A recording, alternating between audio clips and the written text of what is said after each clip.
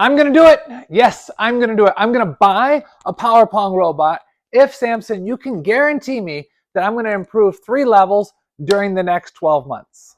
Well, my friend, I can actually guarantee that you will improve 3 levels during the next 12 months with Power Pong robot training if you do one thing. Follow a structured, systematic, measurable training routine, and you will improve 3 levels during the next 12 months. That's what this video right here is all about. See, a lot of people have the wrong perception of what it really takes to improve. Personally, I've witnessed a player go from 0 to 2,000 in 1 year, practicing far less than everybody else. He practiced about 3 times a week, took 1 hour lesson per week, and went from 0 to 2,000. Nobody in the country does that. I also witnessed a teenage boy within a year go from 2480 to 2680, practicing half as much as a lot of other top players. So how do you practice less and have better results? That's what this video is about today. How to structure training sessions, how to have measurable results, and how to adjust each drill to meet your need so that you're pushed, so that you're challenged, and like I said, so you have measurable results. So you know where you're at, you know what your progress is, and you know where you're going. Let's dive into this. There are 3 things that you have to do. Number 1 is you have to have goals. Review these goals every day. Number 2, you have to create an actual schedule that you can stick with and stick to your daily schedule. And number 3, you have to have specific themes. Today we're going to work on the theme of backhand loop against backspin. So instead of just practicing that ball again and again and again, we get the repetition in, then we add more variations to it, then we link the ball before and we link the ball after, and we structure it into a full training session. Then what do? We make it harder and harder and harder. At some point, it's going to break down. You're going to feel like, oh man, this is too difficult. No problem. Then we backtrack. The world's best performers, whether it be athletes or musicians or whatever, use this system. These are the people that actually improve faster than everybody else.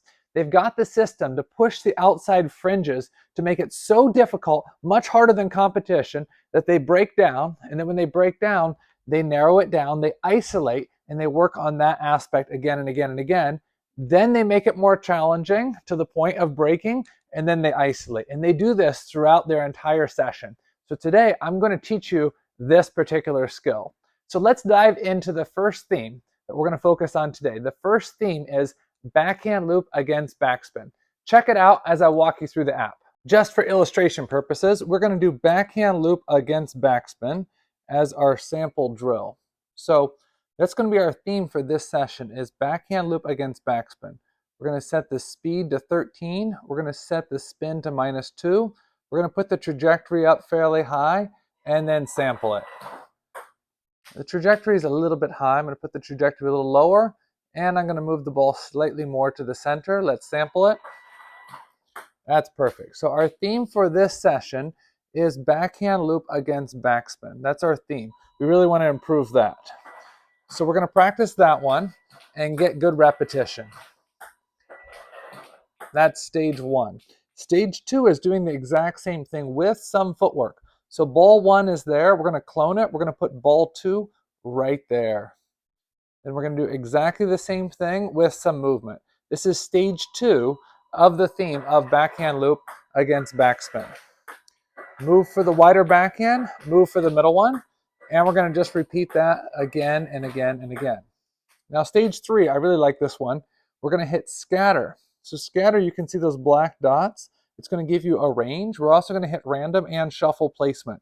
So the ball can go anywhere kind of in that zone. Slightly higher, slightly lower, slightly wider, slightly more to the center. We're going to get some variation balls. This is stage 3 for our main theme, which is backhand loop against backspin.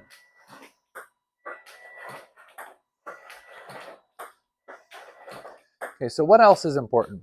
It's critically important that you be able to have a clear understanding of how to use this particular skill in an actual match. So what do you have to be able to do? You have to think, what is the shot before it, and then what is the shot after it? So we're going to actually create a second ball. The first one we're going to have as a backspin serve short to the forehand. So we're going to put the trajectory down fairly low. We're going to do a backspin serve short to the forehand. Let's move it a little bit further over there to the forehand.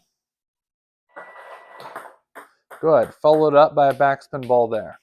Now, after the second ball, we want a little bit of a break. So we're going to put the delay to minus 60%. We're going to put it at 60 BPM, 60 balls per minute. So you're going to get a short backspin serve there, followed up by a deep push here. This is really important because if you don't make that one in the game, guess what? There is no next one. So even though your theme is we want to work on backhand loop against backspin, it's equally, if not even more important, to work on the ball that comes before it. So short serve to the forehand, followed up by deep ball to the backhand. And we're just isolating that sequence and doing it again and again and again and again. This is stage 4 of our structured training session. Now, what else is important? The ball afterwards, of course. Okay, so what we're going to do is we're going to create another ball. We're going to create, let's say, a topspin ball afterwards. Let's go ahead and do spin 2. We'll do speed 13. Trajectory, we'll put it to 99. Let's just sample it and see what we got. Perfect. And then we're going to clone that. This plus button is to create another ball. This one is to clone the last ball. Okay, so we're just going to clone it and we're going to put that ball right there. Let's sample it. Excellent. Okay, so we're going to put all of them for delay 0, 0, 0, and then the last ball in the sequence, we're going to put it for minus 60. Okay, so you're going to get the backspin short, backspin deep, topspin, topspin. Because it's important, like we talked about, not just to be able to hit this backhand loop against backspin, but to be able to follow it up and understand how the sequence works. Let's go ahead and do it at 60 balls a minute. Showtime. Backspin, backspin, topspin, topspin, break. Backspin, backspin, topspin, topspin, break. Okay. So how can we make this more challenging? We can speed it up, faster balls per minute. Let's do 90 balls a minute. Let's see what happens.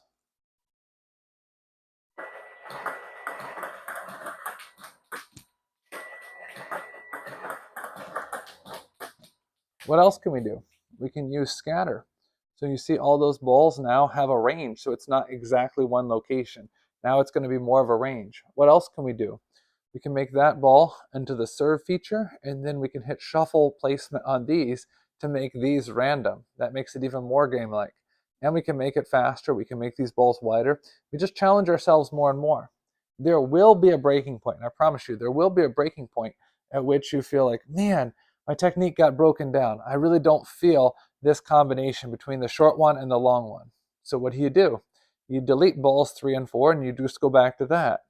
Then you're like, man, I really would like to just work on just the backhand loop against backspin. Okay, so what do? You delete ball 1, delete this ball, delete that ball, and you just got this ball directly right there.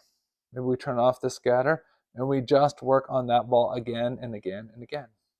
What's next? And then we have to go back, and we have to sequence it, because really, ideally, we really want to be able to link everything together.